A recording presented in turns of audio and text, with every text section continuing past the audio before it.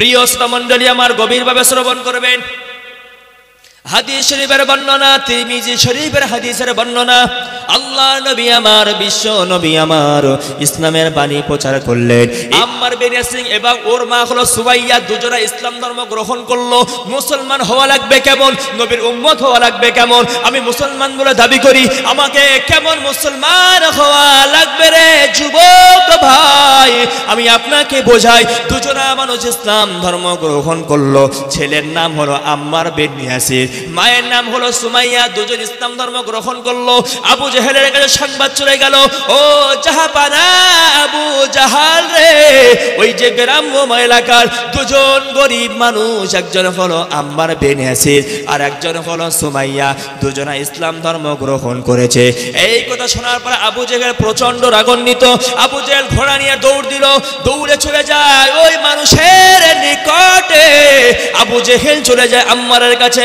আম্মারের কাছে গিয়ে বলল, ও আম্মার, শুনেছি তুমি নাকি মুহাম্মাদের কলেমা গ্রহণ করলে, শুনেছি তুমি নাকি মুহাম্মাদের কলেমাটা পড়েছো।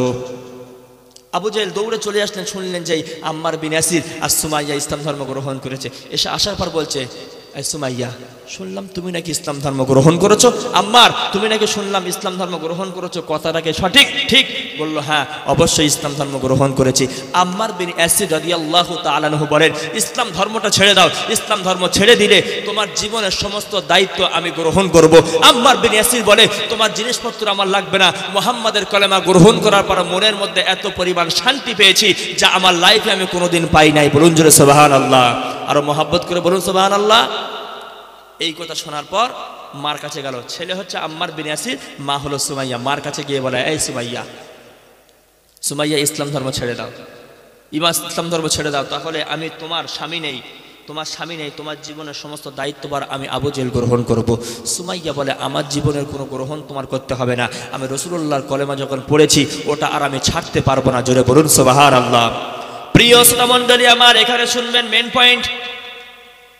আবু জাহেলের মুখের উপরে এমন কথা বলার জন্য আবু জাহেল প্রচন্ড রাগান্বিত হয়ে গেল। আবু জাহেল সঙ্গের সাথীদেরকে ডাক দিয়ে বলল, কে কোথায় আছো চলে এসো, কে কোথায় আছো আমার কাছে চলে এসো। আবু জাহেলের ডাক শোনার পর ও যত ভক্ত মুরিদ ছিল, ও যত চেলা চামটা ছিল, দৌড়ে চলে আসলো আবু জাহেলের নিকটে। আবু জাহেলের কাছে এসে আবু জাহেল বলল, সুমাইয়া এবং ওর ছেলে আম্মার বিন ইয়াসির, আমি আবু জাহেল আমাকে অমান্য করলো, আমাকে অপমান করলো। ওকে একটি গাছের গায়ে বাঁধো, ওর ছেলেকে অন্য গাছের গায়ে বেঁধে দাও। ও প্রিয় শ্রোতা বৃন্দ আমার, মনোযোগ দিয়ে শুনবেন। একটি গাছের গায়ে ছেলেকে বাঁধা হলো, অন্য গাছের গায়ে মাকে বাঁধা হলো। ছেলে আর মাকে দুজনকে সামনাসামনি বাঁধা হলো। এরপরে আবু জাহেল বলল আম্মারকে, আতাতুরকুল ঈমান আনা আখলাউ সাওবা উম্মিকা। আবু জাহেল বলল, সো আম্মার বিন ইয়াসির, আতাতুরকুল ঈমানা, তুমি ঈমান ছাড়বে কি বলো, তুমি ঈমান ছাড়বে কি বলো, তুমি ইসলাম ছাড়বে কি বলো। তুমি যদি ঈমানটা না ছাড়ো রে, তুমি যদি মুহাম্মাদের কলেমা না ছাড়ো, তুমি যদি আগের ধর্মে ফিরে না আসো, আতুরকুল ঈমানা আন আখলাউ সাওবা উম্মিকা, তাহলে তুমি সন্তান, তোমার সম্মুখে তোমার মাকে আমি উলঙ্গিনী করে দেব।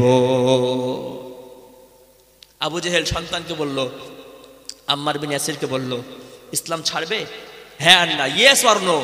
যদি বলো ইয়েস, পাত্তা পেয়ে গেলে, নিরাপত্তা পেয়ে গেলে। যদি বলো নো, তাহলে আখলাউ সাওবা উম্মিকা, তাহলে তোমার সম্মুখে আমি তোমার মায়ের কাপড়গুলো খুলে উলঙ্গ করে ফেলবো। একটা বার চিন্তা করেন তো, ছেলেকে বলছে তুই যদি এই কাজটা না করিস তোর সামনে তোর মায়ের আমি উলঙ্গ করে ফেলবো। কোনো ছেলে কি চায় নিজের মায়ের উলঙ্গ দৃশ্যটা দেখতে? কথা বলেন, কোনো ছেলে চায় না যে আমার মায়ের উলঙ্গ দৃশ্যটা আমি দেখি? কোনো ছেলে এটা চায় না।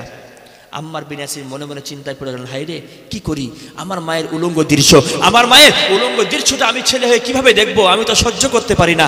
আম্মার বিন ইয়াসিরের মনটা আস্তে আস্তে নরম হতে যাচ্ছে, এই জন্য যে না, ইসলাম ধর্মটা ছেড়ে দেই। ও প্রিয় শ্রোতা মণ্ডলী আমার, মুসলমান কাকে বলা হয়? মুসলমানের পরিচয়টা কি? মুসলমান হওয়া লাগবে কেমন? মুসলমান হলো কারা? যখন সুমাইয়া যখন দেখলো ছেলে আম্মার বিন ইয়াসির ঈমান থেকে সরে যাবে, আমাকে উলঙ্গ করবে বলেছে আমার ছেলের সম্মুখে, আমার ছেলে আম্মার বিন ইয়াসির আর সহ্য করতে পারে না। আমি মা আমার জন্য মনে হয় ঈমানটা ছেড়ে দেবে, আমার জন্য ইসলামটা ছেড়ে দেবে, আমার জন্য ঈমান থেকে সে সরে যাবে। ও প্রিয় শ্রোতা বৃন্দ আমার, যখন মা সুমাইয়া এমন দেখলো যে ছেলে ঈমান থেকে সরে যাবেন, বাঘিনীর মতো কণ্ঠে আওয়াজ দিয়ে বলল, ছেলে রে মা ওয়ালা তু ওয়ালা দান আইয়াতুরকুল ঈমানা আমামাল কাফির। একবার জোরে বলেন না সুবহানাল্লাহ। আম্মার বিন ইয়াসিরকে লক্ষ্য করে মা সুমাইয়া বলল, ও সন্তান আমার সুমাইয়া, সন্তান মা বলল সুমাইয়া সন্তানকে, আম্মার বিন ইয়াসিরকে, ও সন্তান মা ওয়ালা তু ওয়ালা দান, এই জন্য আমি তোমাকে জন্ম দেই নাই, এই জন্য আমি তোমাকে প্রসব করি নাই। আইয়াতুরকুল ঈমানা আমামাল কাফির, কাফেরদের অত্যাচারের জন্য, কাফেরদের নিপীড়নের জন্য, কাফেরদের অত্যাচারের জন্য, কাফেরদের অত্যাচারের ভয়ে তুমি ঈমান থেকে সরে যাবে রে সন্তান। আমি তোমার মা হয়ে বলি, এই জন্য আমি তোমাকে জন্ম দেই নাই। ও আমার সন্তান আম্মার বিন ইয়াসির রে, আমার উপরে যতই অত্যাচার হোক বাবা, তুমি যেন ঈমান থেকে সরে যাও না।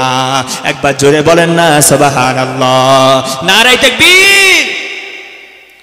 মা বাঘিনীর মতো উত্তর দিয়ে বলল, মা ওয়ালা তু ওয়ালা দান আইয়াতুরকুল ঈমান আমামাল কাফির। এই সন্তান খবরদার ঈমান থেকে সরবি না, আমার যাই পারে হোক, আমার যাই পারে করুক, তুই যেন ঈমান থেকে সরবি না। বলুন জোরে সুবহানাল্লাহ।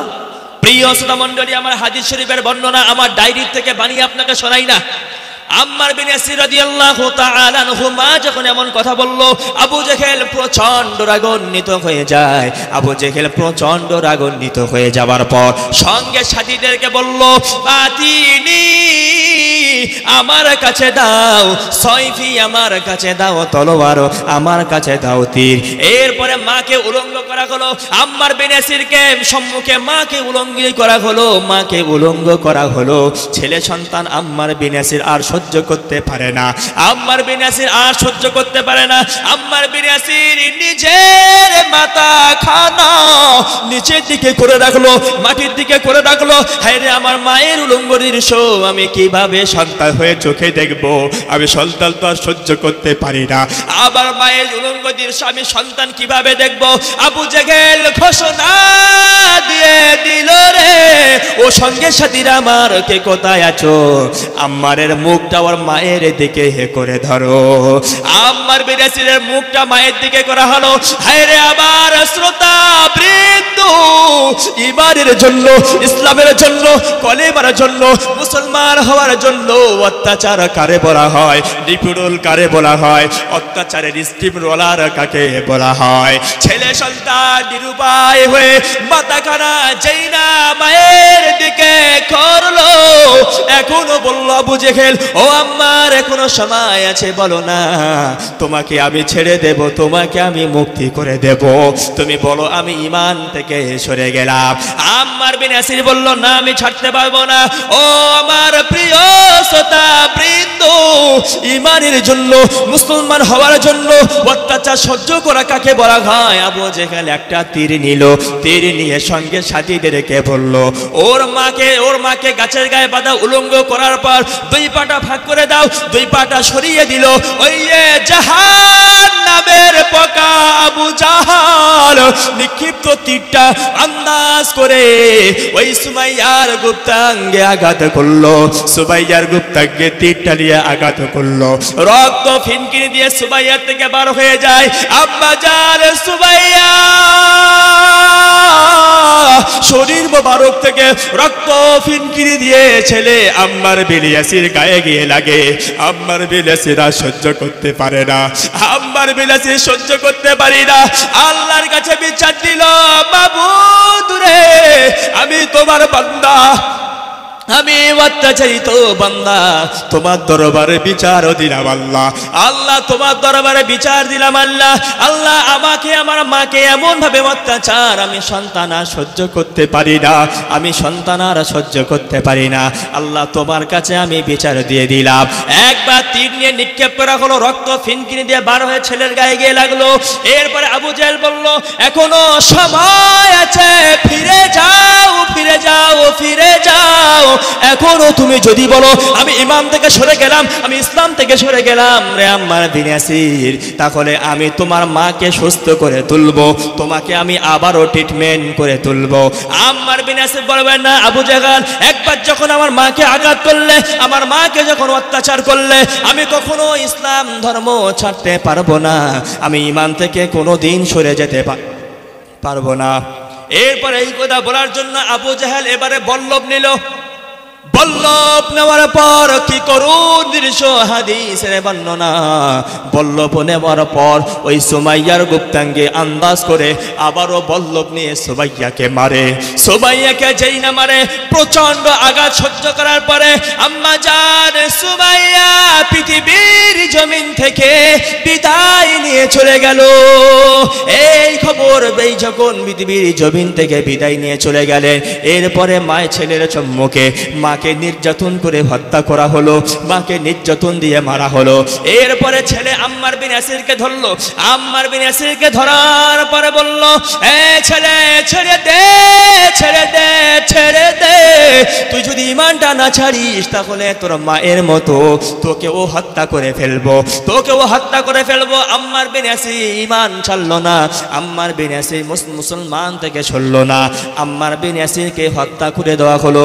আম্মার বিন ইয়াসিরকে হত্যা করে দেওয়ার পর আল্লাহ নবীর কাছে সংবাদ চলে গেল, বিশ্ব নবীর কাছে সংবাদ চলে গেল, ইয়া রাসূলুল্লাহ ইয়া হাবিবাল্লাহ, হুজুর গো আপনার প্রিয় সাহাবী আম্মার বিন ইয়াসির এবং তার মা সুমাইয়াকে এমন ভাবে অত্যাচার করা হয়েছে। এই ঘটনা শোনার পর আল্লাহ নবী আমার কেঁদে পড়লেন, বিশ্ব নবী আমার কেঁদে ফেললেন। কেঁদে ফেলার পর নবী আমার জানিয়ে দেন হুমা ফিল জান্নাতি, আমি আল্লাহ নবী জানিয়ে দিলাম, আল্লাহর হাবিব জানিয়ে দিলাম, ওরা মা এবং ছেলে দুজনাই জান্নাতি। জোরে জোরে বলেন সুবহানাল্লাহ।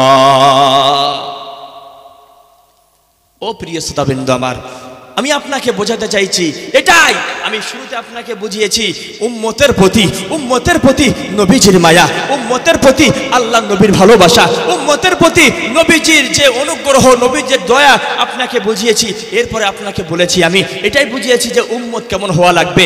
আচ্ছা একটুখানি ভাবনা চিন্তা করে বলেন তো, যে অত্যাচারটা ছেলের সম্মুখে মাকে করা হলো, ওটা হালকা অত্যাচার নাকি অনেক অত্যাচার? অনেক অত্যাচার। নিজের আমার চোখের সম্মুখে আমার মাকে উলঙ্ঘিনী করে, আমার চোখের সম্মুখে আমার মাকে বিবস্ত্র করে বল্লভ দিয়ে তীর দিয়ে আঘাত করে মারা হয়েছে। আমরা এই যে অত্যাচারটা সহ্য করার পর এরপরে ছেলেকে অত্যাচার করা হলো। এই যে ওরা যদি একটা বার বলতো যে ইসলাম থেকে ছেড়ে দিলাম, ইমান থেকে সরে গেলাম, তাহলে ওদের কি মারা হতো?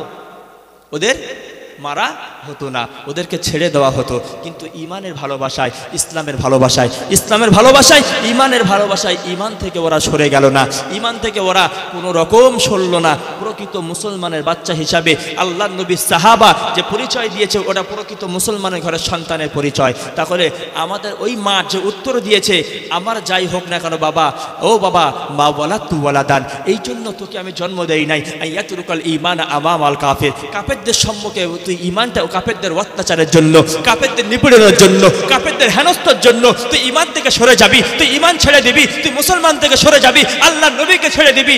ও বাবা, আমি এই জন্য তোকে জন্ম দেই নাই। আচ্ছা বলেন তো, ওটা যোগ্য মা না অযোগ্য মা?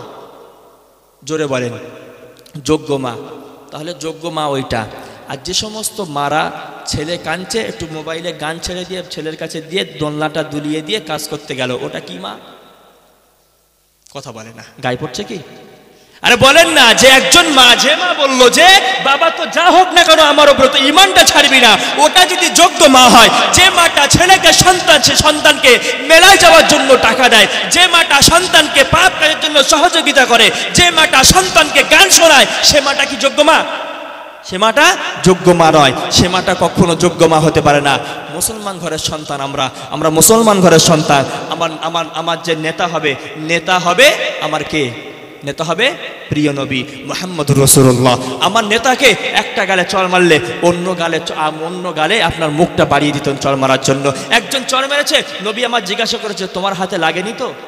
নেতা হওয়া লাগবে এমন মুসলমান ঘরের সন্তান, ধর্মকর্ম করে না, আর 10 টাকা 5 টাকা 1 প্লেট বিরিয়ানি 100 টাকার জন্য নেতার পিছনে হই হাই করে চলতেই আছে।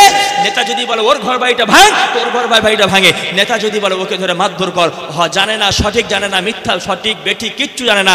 নেতা যখন বলেছে, ওই প্রধান যখন বলেছে ওর পুকুরের মাছগুলো লুটতে হবে, প্রধান যখন বলেছে ওর ঘেরিতে মাছগুলো লুটতে হবে, এটা কি প্রকৃত নেতার চরিত্র? প্রকৃত নেতার চরিত্র এটা না। আমার নেতা হবে, আমি ওই নেতার অনুসরণ করে চলবো যে নেতা আমার হাসরের মাঠে পার করবে। আমি ওই নেতার অনুসরণ করে চলবো যে নেতা আমার মানুষের জন্য দোয়া করেছে। আমি ওই নেতার অনুসরণ করে চলবো যে নেতার পিছনে চললে আল্লাহ আমার জান্নাত দেবেন। বলুন জোরে সুবহানাল্লাহ। আল্লাহ কবুল করেন, বলুন জোরে আল্লাহুম্মা আমিন। আরো জোরে বলেন আল্লাহুম্মা আমিন। শ্রোতা মণ্ডলী আমার, আল্লাহর কোরআনের বর্ণনা মহান আল্লাহ পাক রব্বুল আলামিন কোরআনের মধ্যে ইব্রাহিম নবীর কথাটা তুলে দেন। নবী ইব্রাহিমের কথাটা কোরআনের মধ্যে ব্যক্ত করে দেন। নবী ইব্রাহিম আলাইহিস সালাম আল্লাহর দরবারে ফরিয়াদ করে বলেছেন, আল্লাহ ও আমার মাবুদ আল্লাহ, আমার সম্প্রদায়ের মানুষেরা, আমার কওমের মানুষেরা ভুল করেছে। আল্লাহর কোরআনের বর্ণনা, রব্বি ইন্নাহুন্না আদলাল্না কাসীরাম মিনান নাস। আল্লাহ নবী ইব্রাহিম বললেন, ও মাবুদ আল্লাহ, আমি ইব্রাহিম তোমার কাছে দোয়া করি, আমি ইব্রাহিম তোমার কাছে ফরিয়াদ করি। আল্লাহ গো, আমার কওমের অনেক মানুষ মূর্তি পূজা করার জন্য ওরা পথভ্রষ্ট হয়ে গিয়েছে, ওরা ভ্রান্ত পথে চলে গিয়েছে।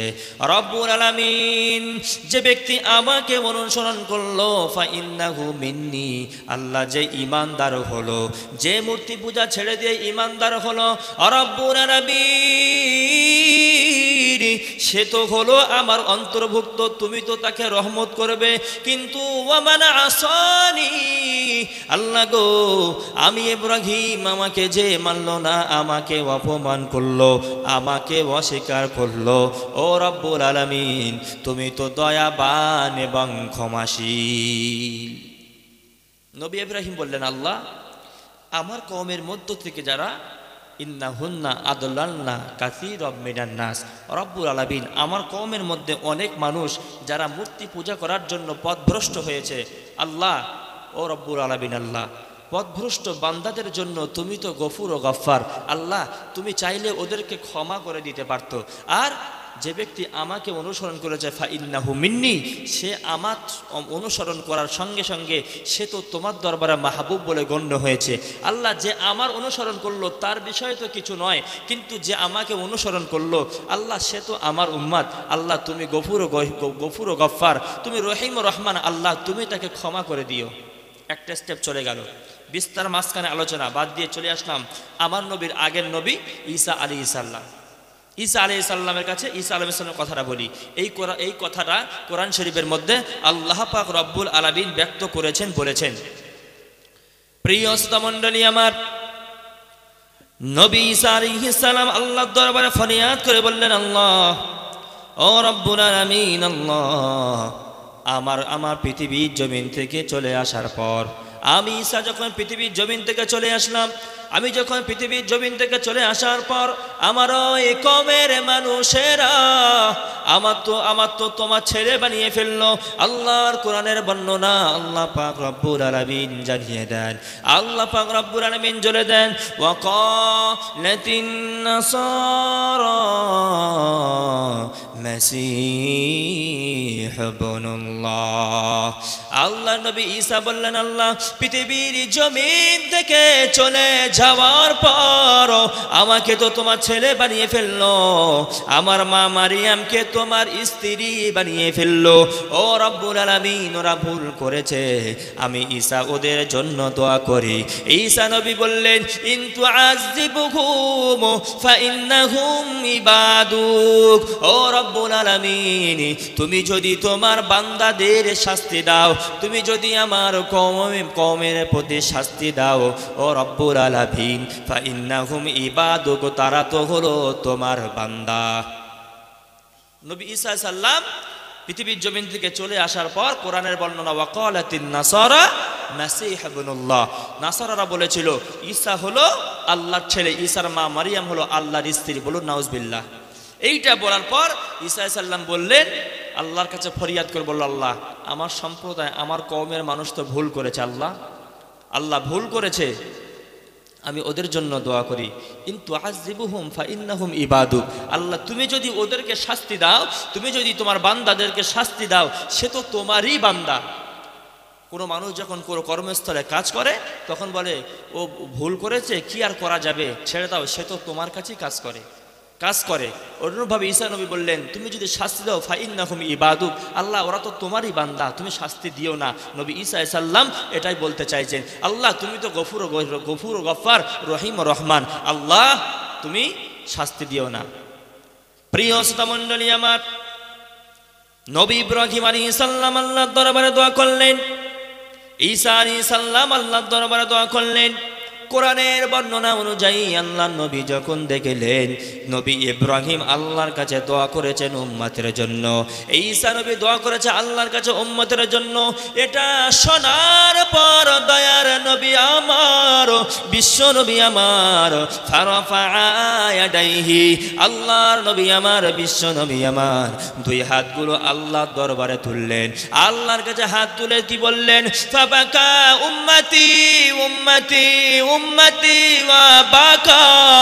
আল্লাহ নবী আমার, বিশ্ব নবী আমার, আল্লাহর হাবিব আমার, প্রিয় নবী আমার, দুজনার ঘটনা শোনার পর নবী আমার হাতটা আল্লাহর দরবারে তুললেন, আল্লাহর কাছে হাত তুলে নবী আমার কাঁদতে লাগলেন।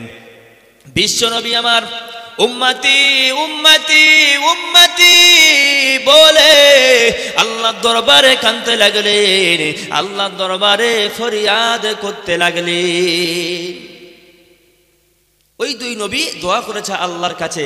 আমার নবী জানার পর, বিশ্ব নবী জানার পর কি করলেন, ফারাফা ইয়াদাইহি, নবী আমার দুই হাত তুললেন আল্লাহর কাছে। এরপর উম্মতি আল্লাহুম্মা উম্মতি উম্মতি, ওগো আমার আল্লাহ, আমার উম্মতের কি হবে, আমার উম্মতের কি হবে বলে নবী আমার কাঁদতে লাগলেন। তাহলে ওই দুই নবী তার উম্মতের জন্য দোয়া করেছেন, আর আমার নবী উম্মতের জন্য কেঁদে কেঁদে দোয়া করেছে। তাহলে আমাদের নবী, আমাদের উপরে অনেক মায়া আছে, তাই কিনা? মায়া আছে বলে নবী আমার উম্মতের জন্য কান্না করলেন। শুধু পৃথিবীর জমিনে নবী যে ওইটা করেছেন তাই নয়, হাসরের মাঠে কঠিন দিবসে যখন মানুষ কেউ কারোর হবে না, কেউ কারোর উপকারে আসবে না, স্বামী স্ত্রীর জন্য হবে না, স্ত্রী স্বামীর জন্য হবে না, ছেলে বাপের জন্য হবে না, বাপ ছেলের জন্য হবে না, ভাই ভাইয়ের জন্য হবে না, হাসরের মাঠে মানুষ যখন পঙ্গপালের ন্যায় ছুটবে।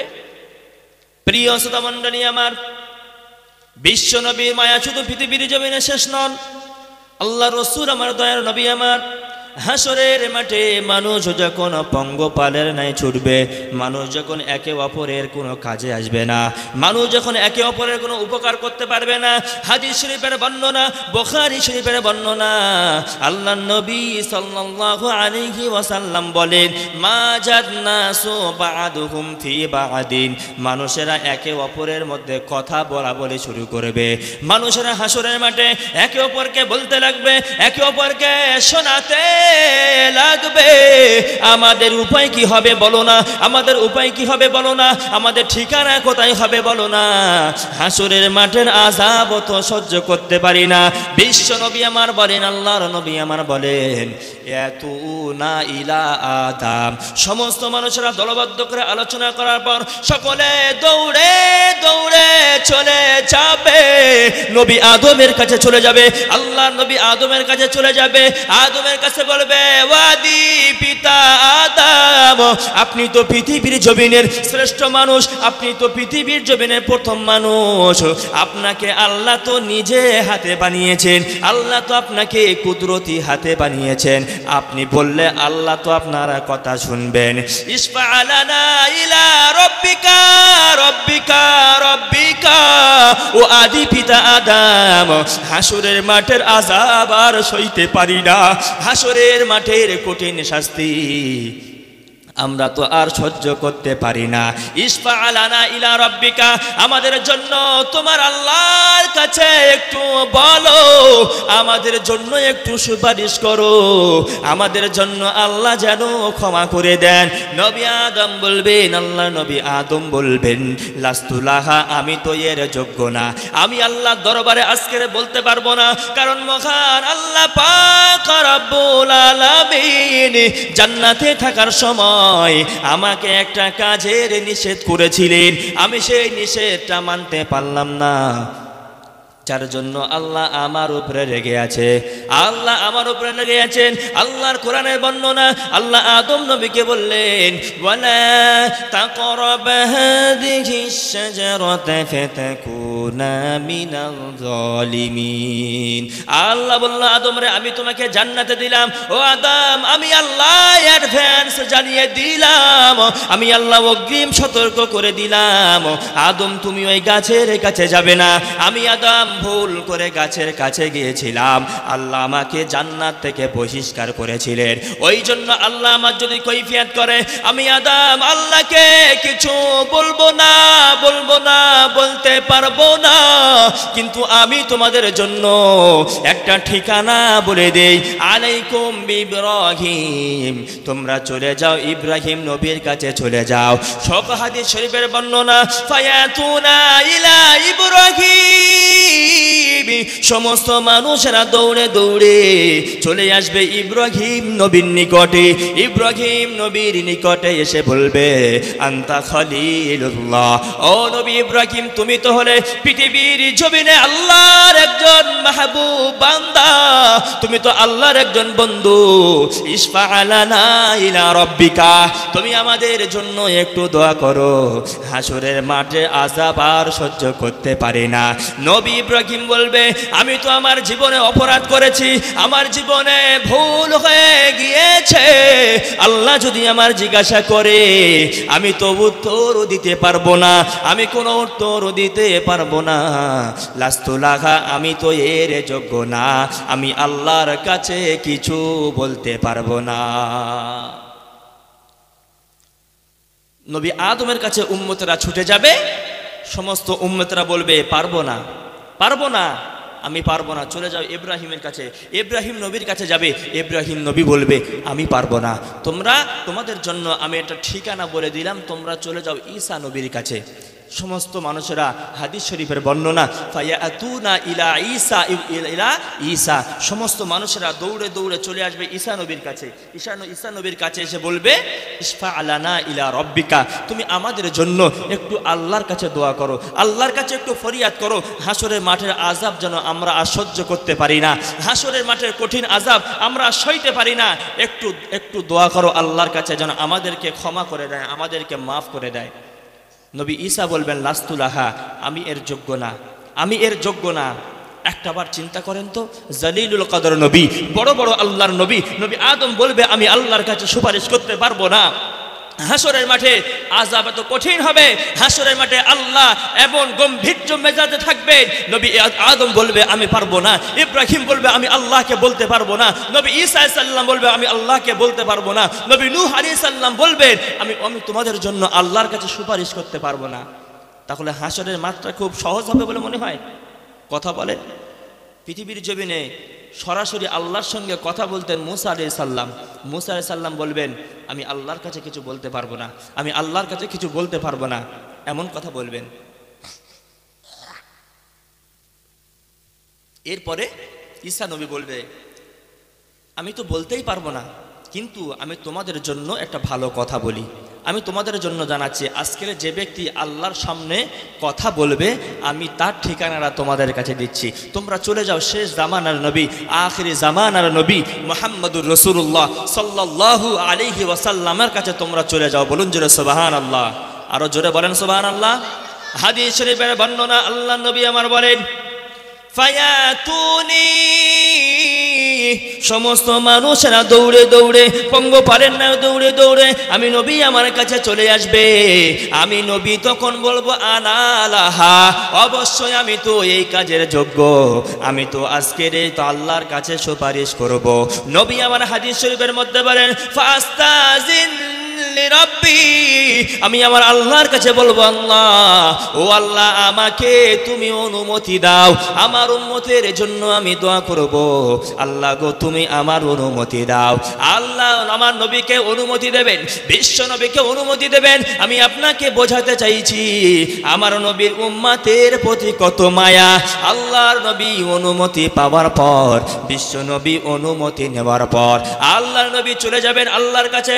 আল্লাহর সঙ্গে আল্লাহর কাছে মাথা নত করবেন। আল্লাহর নবী হাদিস শরীফের মধ্যে জানিয়ে দেন, ফাখিরু লাহু সাজিদা, আমি আল্লাহর নবী, আমি আখিরি জামানার নবী, আমি আল্লাহর দরবারে সিজদায় পড়ে যাব। আল্লাহর দরবারে সিজদায় পড়ে আমি বলবো, আল্লাহুম্মা উম্মতি উম্মতি উম্মতি, আমি নবীজি আল্লাহর দরবারে পড়ে যাব, আমি নবী আল্লাহর কাছে পড়ে যাব।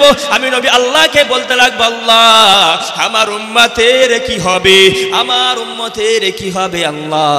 আমি এমন করে করে কাঁদতে লাগবো। আল্লাহ পাক রব্বুল আলামিন জিবরিলকে পাঠিয়ে দেবে, ও জিবরিল, চলে যাও চলে যাও চলে যাও হাসরের মাঠে। আমার হাবিব কান্না করে কেন দেখো না, আমার হাবিবের চোখের পানি পড়ে কেন দেখো না। জিবরিল আমিন চলে আসবেন, এসে বলবেন, ইয়া রাসূলুল্লাহ, ইয়া হাবিবাল্লাহ, কি হলো, আপনি কাঁদেন কেন? আল্লাহ আপনার জন্য জানিয়েছেন, ইরফা রাসাক, ও নবী, তোমার মাথা তুমি তোলো, কুল ইসমা আলাকা, ও নবী, তুমি যা আজকে বলবে তোমার কথা আল্লাহ পাক আসর শ্রবণ করবেন। শুধু তাই নয়, সালতু উতাক, নবী হাসরের মাঠে তুমি যা চাইবে তাই আল্লাহ দেবে। এরপরে আল্লাহ জানিয়ে দেন, ওয়াসফা তুশাফা, ও নবী, আমি আল্লাহ জানিয়ে দিলাম, আমি আল্লাহ বলে দিলাম, তুমি যার জন্য সুপারিশ করবে আমার আল্লাহ সুপারিশটা গ্রহণ করে নেবে। একবার জোরে বলেন না সুবহানাল্লাহ। আল্লাহ নবী আমার, বিশ্ব নবী আমার এমন অর্ডার পর পাওয়ার পরে আল্লাহ নবী আমার বলেন, আমাকে আল্লাহ কিছু প্রশংসা সুলভ বাক্য শেখাবেন। আল্লাহ প্রশংসা সুলভ কিছু বাক্য শেখানোর পর, যেগুলো আমি পৃথিবীর জমিনে এখনো জানি না, ওই কালেমাগুলো দ্বারায় ফাহামিদাল্লাহ ফাতিলকাল মাহমিদ, আমি ওই প্রশংসা সুলভ বাক্য দ্বারা আল্লাহর কাছে সুপারিশ করব। আল্লাহর কাছে সুপারিশ করার পর আমার উম্মতের জন্য আল্লাহর কাছে আমি কাঁদবো। আল্লাহর কাছে কাঁদার পরে আল্লাহ একটা সময় বলবে, ও নবী, চলে যাও চলে যাও চলে যাও, আমি তোমার জন্য অর্ডার দিলাম, আমি তোমার জন্য অর্ডার দিয়ে দিলাম, তোমার যার ইচ্ছা তাকে নিয়ে জান্নাতে চলে যাও। একবার জোরে বলেন না সুবহানাল্লাহ। নবী আমার বললেন, আমি যখন হাসরের মাঠে কেউ আল্লাহর সামনে কথা বলবে না, এমন একটা সময়, এমন একটা সিচুয়েশনে আমি নবী আল্লাহর কাছে যখন বলবো, আল্লাহ আমার চোখের পানি সহ্য না করে, নবী আমার বললেন, আল্লাহ আমার চোখের পানি সহ্য না করে একটা সময় তখন আল্লাহ বলবে, ইরফা রাসাক, ও নবী, তুমি তোমার মাথা তোলো, সাল তুতাক, তুমি যা চাইবে আমি আল্লাহ তোমাকে তাই দিয়ে দেবো।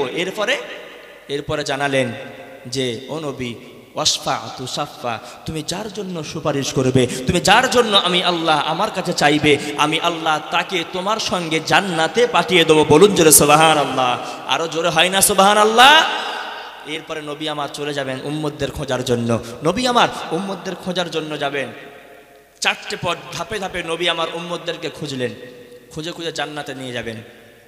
আচ্ছা, এই যে হাসরের মাঠে একটা বোঝানোর জন্য আপনাকে বলি, মনে করেন একটা সময় আপনি এমন জায়গায় পৌঁছে গেছেন, এমন জায়গায় আপনি চলে গেছেন, ঘুরতে ঘুরতে আপনি এমন একটা জায়গায় চলে গেছেন, মরুভূমি এলাকা, যেখানে পানিও নাই, কোনো খাবারও নাই, আশপাশে কোনো লোকজন কেউ নাই, কাছে কোনো টাকা পয়সাও নাই। এমন একটা সময় আপনার যদি কেউ উপকার করে, আপনার আনন্দ হবে? আনন্দ হবে। তাহলে হাসরের মাঠে কঠিন দিবসে আল্লাহর বাণী অনুযায়ী যে নবী আমার সুপারিশ করবেন, নবী আমার আল্লাহর দরবারে, কোনো নবী আল্লাহর কাছে সুপারিশ করবে না। আদম নবী সুপারিশ করবে না। আদম থেকে ঈসা পর্যন্ত যত নবীগণ পৃথিবীর জমিনে এসেছে, কোন নবী আল্লাহর সামনে কথা বলবে না। আল্লাহর সামনে কথা বলবেন আমাদের প্রিয় নবী, আর সেই নবী আমার সুপারিশ করবেন আল্লাহর দরবারে। তাহলে নবী যদি সুপারিশ করে উম্মতের জন্য, তাহলে উম্মতকে তো উম্মত হওয়া লাগবে। কথা বলে না, তাই কি না? আল্লাহর নবী 4টে আলামত দেখে, হাসরের মাঠে তো কোটি কোটি মানুষ থাকবে, হাসরের মাঠে কোটি কোটি উম্মত থাকবে। প্রিয় শ্রোতামণ্ডলী আমার, আপনার মনে প্রশ্ন জাগতে পারে, হাসরের মাঠে আদম আলাইহিস সালামের উম্মত থাকবে, ঈসা আলাইহিস সালামের উম্মত থাকবে, ইব্রাহিম নবীর উম্মত থাকবে, নূহ নবীর উম্মত তো সেখানে থাকবে, মুসা নবীর উম্মত তো সেখানে থাকবে, প্রচুর মানুষ একসঙ্গে থাকবে। কিন্তু নবী আমার কেমনে চিনবে? নবী আমার তার উম্মতকে কিভাবে চিনবেন? আল্লাহ নবী আমার হাদিসে জানিয়ে দেন, আল্লাহ রাসূল আমার হাদিস শরীফের মধ্যে জানিয়ে দেন কিভাবে তিনি উম্মতকে চিনবেন। 4টে আলামত তিনি বলেন, 4টে আলামত দেখে নবী আমার উম্মতকে হাসরের মাঠে চিনতে পারবেন। বিশ্ব নবী আমার 4টে আলামত দেখার পর বুঝবেন এরা হলো আমার উম্মত, এরা হলো আমার উম্মত। এই দেখে দেখে নবী আমার জান্নাতে নিয়ে যাবেন। 1 নম্বর আলামত হলো সিমাহুম ফি উজুহিহিম মিন আসারিস সুজুদ। আল্লাহ পাক রব্বুল আলামিনের কোরআনের বর্ণনা, যারা পৃথিবীর জমিনে নামাজ পড়লো, যারা পৃথিবীর জমিনে নামাজ কায়েম করলো, আমি আল্লাহ পাক রব্বুল আলামিন হাসরের মাঠে কঠিন দিবসে ওদের কপালে আমি আল্লাহ একটা চিহ্ন দিয়ে দেব। হাসরের মাঠে আমি আল্লাহ ওদের কপালে একটা চিহ্ন দিয়ে দেব, আসর দিয়ে দেব, ওদের কপাল থেকে নূর বার হবে। 2 নম্বর হলো আল্লাহ নবী আমার বললেন, আমার যে উম্মত নামাজ পড়ার জন্য ওযুটা করত, শীতকালে প্রচন্ড ঠান্ডার দিনে এশার নামাজের জন্য ওযু করলো, ফজরের নামাজের জন্য ওযু করলো, আল্লাহর নবী আমার জানিয়ে দেন, জানিয়ে দেন, জানিয়ে দেন, আল্লাহর হাবিব আমার বলে দেন, ওযুর অঙ্গগুলো থেকে নূর বার হবে। জোরে জোরে বলেন সুবহানাল্লাহ। 1 নম্বর নবী আমার বলেন আমার উম্মতের কপাল থেকে নূর বার হবে সেজদা দেওয়ার জন্য। 2 নম্বর, এই যে ওযুর অংশগুলো যেখান থেকে ওযু করতো, এই ওযুর অংশগুলো থেকে নূর বার হবে। বলুন জোরে সুবহানাল্লাহ। তাহলে এখন যদি কোনো মানুষ পৃথিবীর জমিনে নামাজ না পড়ে, ওর কপাল থেকে কি আলো বার হবে? যে ব্যক্তি নামাজের জন্য ওযু করে না, নামাজ পড়ে না, ওযু দূরের কথা, নামাজ পড়ে না, ওই ব্যক্তির অঙ্গ, যে ব্যক্তি পৃথিবীর জমিনে নামাজ পড়লো না, যে ব্যক্তি পৃথিবীর জমিনে নামাজটা পড়লো না, যে ব্যক্তি পৃথিবীর জমিনে ভালো কাজ করলো না, ওই নবী, ওই উম্মতকে কিন্তু নবী আমার চিনতে পারবে না। চেনার লক্ষণ, ওই নবীকে, ওই উম্মতকে নবী আমার চিনতে পারবেন না। পৃথিবীর জমিনে আমার অল্প দিনের সময়, এই দিন এই সময়টা কাটানোর জন্য আমি যদি হেলাই দোলাই কাটিয়ে দেই, আমি যদি শরীয়তকে ধার না ধারি, আমি যদি শরীয়তকে মান্য না করি, মনে রাখবেন হাসরের মাঠে আল্লাহ কিন্তু, আল্লাহ পাক রব্বুল আলামিন আপনাকে যেমন শাস্তি দেবেন, এরপরেও রাসূলুল্লাহ কিন্তু আপনার শাফাআত করবে না, রাসূলুল্লাহ আপনার জন্য শাফাআত করবে না, নবী আমার আপনার জন্য শাফাআত করবে না। হাসরের মাঠে নবী যদি আপনার জন্য শাফাআতটা করে, মনে রাখবেন আপনার জীবনে যেটা ধন্য হয়ে যাবে, অমন ধন্য আপনি জীবনে কখনো হতে পারেন নাই, আর পারবেনও না। কিন্তু কপাল পড়া উম্মত যদি আমার কাজকর্মে যদি নবী আমার চিনতে না পারে, ওই রকম হতভাগা দুর্ভাগা উম্মত জন্য খুবই দুর্ভোগ, খুবই দুর্ভোগ। প্রিয় শ্রোতা মণ্ডলী আমার, হাসরের মাঠে নবী আমার উম্মতের জন্য কাঁদবেন, হাসরের মাঠে নবী আমার উম্মতের জন্য কাঁদবেন। পৃথিবীর জমিনে থাকাকালীন নবী আমার এই বাণীটা দিয়ে গেছেন, এই হাদিসটা বলে গেছেন, হাসরের মাঠে কোন উম্মতগুলো ছাড় পাবে, কোন উম্মতগুলো আল্লাহর নবীর সুপারিশ পাবে, কোন উম্মতগুলো আল্লাহর নবীর শাফাআত পাবে, আর কোন উম্মতগুলো পাবে না। যদি আপনি ভালো কাজ করেন, আল্লাহর নবীর শাফাআত আপনি পেয়ে যাবেন, আর যদি ভালো কাজ না করেন, মনে রাখবেন নবীর শাফাআত পাবেন না।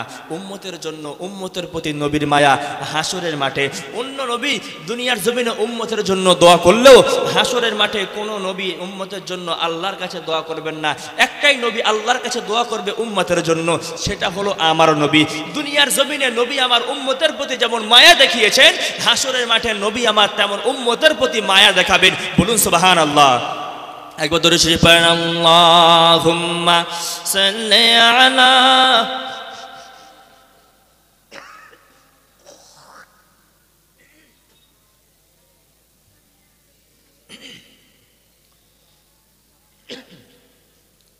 প্রিয় শ্রোতা মণ্ডলী আমার, উম্মতের প্রতি নবী আমার পৃথিবীর জমিনে মায়া দেখিয়েছেন।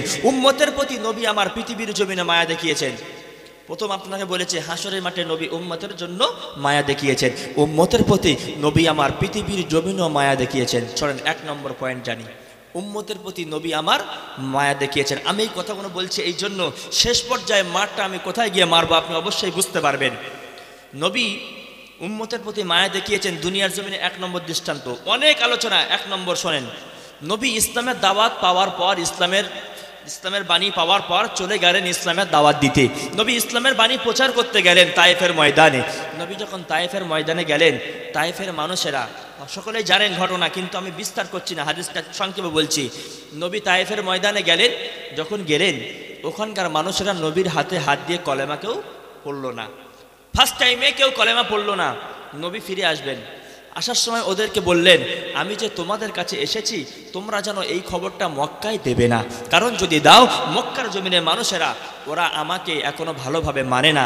ওরা যদি জানে আমি তোমাদের এখানে এসেছি, তোমরা আমার কলেমা গ্রহণ করুনি, ওরা আমাকে নিয়ে ঠাট্টা করবে, ওরা আমাকে নিয়ে উল্টো পাল্টা বলবে। খবরদার তোমরা যেন খবরটা মক্কার জমিনে দেবে না বলে নবী বার হয়ে আসছে। প্রথমত ওই তায়েফের ময়দানের ওই কাফেররা কি করলো, ওই সংবাদটা মক্কায় পাঠিয়ে দিল। প্রিয় শ্রোতা মণ্ডলী আমার, গভীরভাবে শ্রবণ করবেন, মনোযোগ দিয়ে শুনবেন। উম্মতের প্রতি, গুনাহগার উম্মতের প্রতি আমার নবীর মায়াটা কেমন ছিল, বিশ্ব নবীর মায়াটা কেমন, আমি আপনাকে বলি, ধীর স্থির ভাবে শ্রবণ করুন। বিশ্ব নবী আমার তায়েফের ময়দানে দিন প্রচার করলেন। নবী আমার 3 দিনের না খাওয়া নবী, 3 দিন কিছু খাওয়া না, ক্ষুধার্ত নবী আমার ইসলামের বাণী প্রচার করার পরে তায়েফের ময়দান থেকে রিটার্ন করলেন। আল্লাহর নবী আমার চলছেন রাস্তায়, ওই তায়েফের ময়দানের কাফেরেরা, তায়েফের ময়দানের দুষ্টু লোকেরা আমার নবীকে মারার জন্য, বিশ্ব নবীকে মারার জন্য, আল্লাহ নবীকে কষ্ট দেওয়ার জন্য ওরা যুবকদেরকে লেলিয়ে দিল, তোমরা 3টে জায়গায় দাঁড়িয়ে থাকবা, তোমাদের ওখান থেকে যখন মুহাম্মদ চলে যাবে তোমরা পাথর দিয়ে মুহাম্মদকে মারতে থাকবে। ওই কাফেরদের কথা অনুযায়ী 3টে জায়গায় স্টেপ করে যুবকেরা দাঁড়িয়ে গেল। আল্লাহর নবী আমার, বিশ্ব নবী আমার, আল্লাহর হাবিব আমার যখন ফিরে আসেন, মক্কার জমিনে যখন ফিরে আসেন, 1 নম্বর জায়গায় যখন আসলেন, ওই সমস্ত কাফেরের বাচ্চারা আমার নবীকে পাথর দিয়ে দিয়ে আঘাত করতে লাগে, আমার নবীকে পাথর দিয়ে আঘাত করতে লাগে। বিশ্ব নবীর শরীর মোবারক রক্ত রঞ্জিত হয়ে যায়, আল্লাহ নবীর শরীরখানা রক্ত বার হয়ে শরীর লাল হয়ে যায়, জুব্বা মোবারক লাল হয়ে যায়। আল্লাহ নবী 1ম জায়গায় মার খেলেন। মার খাওয়ার পর আল্লাহ নবী হেঁটে যখন 2 নম্বর জায়গায় গেলেন, আল্লাহ নবী 2 নম্বর জায়গায় যাওয়ার পর ওখানে যারা দাঁড়িয়ে ছিল ওরা খুব জোরে জোরে আমার নবীকে আঘাত করতে লাগলো। বিশ্ব নবীকে আমার 2 নম্বর জায়গায় আঘাত করতে লাগলো। আল্লাহ নবী, বিশ্ব নবী আমার প্রচন্ড আঘাত খেতে লাগলেন। নবী আমার রক্ত প্রচন্ড ঝরে যায়, জুব্বা মোবারক খানা লাল হয়ে যায়, আল্লাহ নবী জুতোখানা রক্ত জমাট বেঁধে যায়। আল্লাহ নবী আমার দুর্বল হয়ে পড়লেন। বিশ্ব নবী আমার আর হাঁটতে পারে না, আল্লাহ নবী আমার আর চলতে পারে না। ওই কাফেররা ধাক্কা মেরে মেরে আমার নবীকে আরো আগে বাড়িয়ে দেয়। ও প্রিয় শ্রোতা মণ্ডলী আমার, ও আল্লাহ পাকের বান্দারা, ভালো করে শুনবেন। আল্লাহ নবী আমার, বিশ্ব নবী আমার 2 নম্বর জায়গায় মার খাওয়ার পর 3 নম্বর জায়গায় যখন চলে যায়, 3 নম্বর জায়গায় যারা দাঁড়িয়ে রইল ওরা আমার নবীকে প্রচন্ড মারধর করলো, আমার নবীকে ওরা প্রচন্ড মারধর করলো, প্রচন্ড কষ্ট দিল। একটা সময় নবী আমার অজ্ঞান হয়ে পড়ে গেলেন, আল্লাহ নবী আমার অজ্ঞান হয়ে পড়ে গেলেন। নবী আমার চলতে পারে না, দুর্বল হয়েছে, অজ্ঞান হয়ে পড়ে রইল। কাফেররা ভাবলো মুহাম্মদ পৃথিবীর জমিনে আর নাই, মুহাম্মদ পৃথিবীর জমিনে আর বেঁচে নাই, মুহাম্মাদের কালেমার দাওয়াত একেবারের মতো শেষ হয়ে গেছে। আল্লাহ নবীকে, বিশ্ব নবীকে, আখিরি জামানার নবীকে, প্রিয় নবীকে, আল্লাহর হাবিবকে ওরা মেরে ওখানে ফেলে রেখে চলে গেল। আল্লাহ পাক রব্বুল আলামিন আসমান থেকে জিবরিলকে বলল, ও জিবরিল চলে যাও, তুমি চলে যাও, দেখো না আমার নবীকে কেমন করে মারে, আমার নবীকে কেমন করে কষ্ট দেয়। ও নবী, ও জিবরিল তুমি চলে যাও, আমার নবীর কাছে তুমি চলে যাও। জিবরিল আমিন চলে আসলেন নবীর কাছে, আল্লাহর নবীর কাছে জিবরিল আমিন চলে আসলেন। জিবরিল আমিন এসে নবীকে বললেন, ইয়া রাসূলুল্লাহ, ইয়া হাবিবাল্লাহ, হুজুর গো, আপনার রক্তমাখা শরীর, আপনার এই শরীর দেখে আল্লাহ পাক আর থাকতে পারেন না, আল্লাহ থাকতে পারেন না, আমাকে আল্লাহ পাঠিয়ে দিয়েছেন, আল্লাহ আমাকে আপনার কাছে পাঠিয়ে দিয়েছেন। আমার সঙ্গে আছে মালাকুল জিবাল, আমার সঙ্গে রয়েছে পাহাড় আরোহণকারী ফারিস্তা, নবী তুমি একটাবার অনুমতি দাও, ওরা পাহাড়কে তুলে নিয়ে ওই তায়েফবাসীদেরকে ধ্বংস করে দেবে। আল্লাহ নবী আমার, বিশ্ব নবী আমার উম্মতের প্রতি কেমন মায়া, আল্লাহর নবী উম্মতের প্রতি কেমন মায়া। আল্লাহ নবী আমার, অসুস্থ নবী আমার, রক্তমাখা অজ্ঞান হয়ে যাওয়া ক্ষুধার্ত নবী আমার রক্তমাখা 2 হাত আল্লাহর কাছে তুললেন, আল্লাহর কাছে রক্তমাখা 2 হাত তুলে আল্লাহর কাছে দোয়া করলো, আল্লাহ আমি তোমার কাছে দোয়া করি, আল্লাহ যারা আমার উপরে অত্যাচার করেছে, যারা আমাকে কষ্ট দিয়েছে, মাবুদ গো তুমি ওদেরকে ক্ষমা করে দাও। জোরে জোরে বলেন সুবহানাল্লাহ। আল্লাহ নবী আমার, বিশ্ব নবী আমার কি বললেন, আল্লাহ যারা আমাকে কষ্ট দিয়েছে, যারা আমাকে কষ্ট দিয়েছে, অন্যায়ভাবে আমার উপরে অত্যাচার করেছে, ও রব্বুল আলামিন আল্লাহ, আল্লাহ গো তুমি ওদেরকে ক্ষমা করে দাও, ওদেরকে তুমি মাফ করে দাও। জোরে বলুন সুবহানাল্লাহ। প্রিয় শ্রোতা মণ্ডলী আমার, আল্লাহ পাক রব্বুল আলামিন আমার নবীর এই কথা শুনে প্রচন্ড খুশি হয়ে গেলেন। আমার নবীর এই কথা শুনে নবী আমার প্রচন্ড খুশি, আল্লাহ পাক খুশি হয়ে গেলেন। খুশি হয়ে আমার নবীকে সার্টিফিকেট দিলেন, ওয়ামা আরসালনাকা ইল্লা রাহমাতান লিল আলামিন। একবার জোরে বলেন আল্লাহু আকবার। আল্লাহ পাক রব্বুল আলামিন আমার নবীর ব্যবহারে প্রচন্ড খুশি হওয়ার পর আমার নবীকে জানিয়ে দিলেন, ও নবী আমি আল্লাহ তোমাকে বিশ্ববাসীর জন্য রহমত করে পাঠালাম। জোরে জোরে বলেন সুবহানাল্লাহ। আল্লাহর নবী আমার, বিশ্ব নবী আমার, আল্লাহর হাবিব আমার, শেষ জামানার শ্রেষ্ঠ উম্মাহ, শেষ জামানার শ্রেষ্ঠ নবী হয়ে পৃথিবীর জমিনে প্রেরিত হয়েছেন। আল্লাহর মাহবুব বান্দা, আল্লাহর প্রিয় বান্দা তিনি। সেই নবীকে রক্তাক্ত করা হয়েছে, সেই নবীকে রক্ত রঞ্জিত করা হয়েছে, সেই নবীকে প্রচণ্ড মারধর করা হয়েছে। নবীর যখন মারধর করা হয়, আল্লাহ জিবরিলকে পাঠিয়ে দিয়ে বলে, জিবরিল যাও না, নবী কি বলে শোনো, নবী যেটাই বলবে আল্লাহ ওটা কবুল করে নেবে। নবী আমার আল্লাহর দরবারে হাত তুলে বললেন, আল্লাহ আমি নবী তোমার কাছে দোয়া করি, আমি নবী তোমার কাছে বলি, আল্লাহ যারা আমার উপরে অত্যাচার করেছে ওরা আজ না হয় ওদের পরবর্তী জেনারেশন ইসলাম ধর্ম গ্রহণ করবে। বলুন সুবহানাল্লাহ। আল্লাহ আমি নবী তোমার কাছে দোয়া করি, তুমি ওদের ক্ষমা করে দাও, মাফ করে দাও। বলুন জোরে সুবহানাল্লাহ। তাহলে আমার নবীর উম্মতের প্রতি দয়া মায়া আছে না নেই? জোরে বলেন। শ্রেষ্ঠ জামানার শ্রেষ্ঠ নবী হিসেবে পৃথিবীর জমিনে এসেছেন। বর্তমানে যদি কেউ একটু মেম্বার হয়, প্রধান হয়, মেম্বার হয়, প্রধান হয়, এমএলএ এমপি না, এখন গ্রামে সাধারণভাবে বসবাস করত। হঠাৎ যখন মেম্বার প্রধান হয়ে গেল, কেউ যদি কোনো গরিব মানুষ ওকে একটু বড় কথা বলে, ও কি করে? কি করে? মাথা কেটে নেব। রাইট, একজন বললেন মাথা কেটে নেব।